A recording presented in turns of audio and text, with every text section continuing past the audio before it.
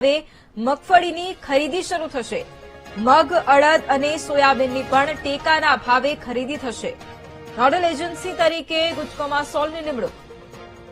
India agro consortium producer company લિમિટેડની આ નિમણૂક। ગાંધીનગર અને Sabarkantha district cooperative castor oil seeds મગફળી ખરીદશે।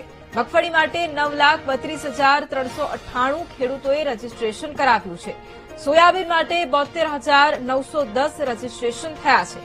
અડદ માટે 6,084 અને મગ માટે 1,935 રજીસ્ટ્રેશન થયા છે।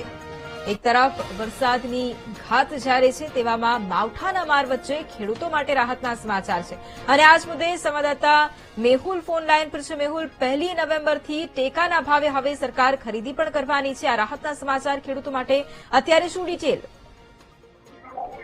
બિલકુલ વાત કરવામાં આવે તો 1 નવેમ્બરથી આ જે ટેકાના ભાવે મગફળી છે તેની ખરીદી શરૂ થશે। સાથે જ મગ, અડદ અને સોયાબીનની પણ ખરીદી 1 નવેમ્બરથી શરૂ થશે।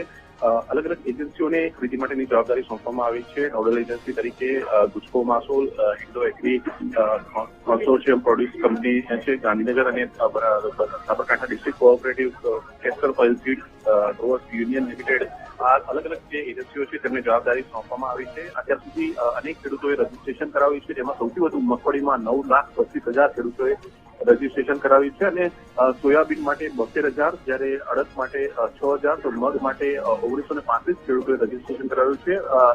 ખેડૂતોને મેસેજ મોકલી અને તેમને ખરીદી માટે જે છે તે બોલાવવામાં આવશે। જી બિલકુલ, આભાર મેહુલ તમામ જાણકારી માટે।